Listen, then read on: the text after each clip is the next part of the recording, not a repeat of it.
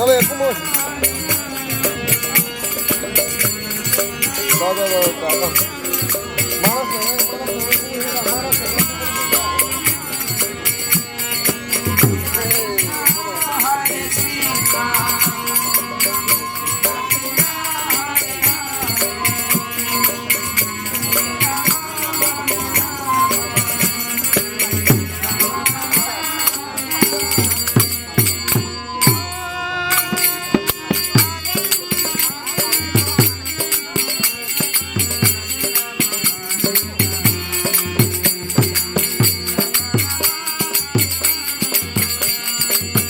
क्या आपका भी सपना है कि आपका बच्चा मेडिकल फील्ड में जाए, लेकिन आपको ये समझ नहीं आ रहा कि आपके बच्चे के लिए कौन सा इंस्टीट्यूट बेस्ट रहेगा?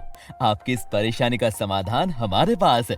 आप आज ही अपने बच्चे को जीटी इंस्टीट्यूट में एडमिशन दिला दो।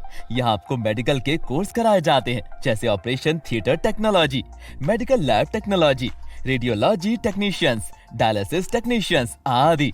यहाँ आपको डिग्री और डिप्लोमा कोर्सेज भी मिल जाते हैं और ये यूजीसी अप्रूव्ड है। अधिक जानकारी के लिए स्क्रीन पर दिए नंबर पर कॉल करो या एड्रेस पर विजिट करो।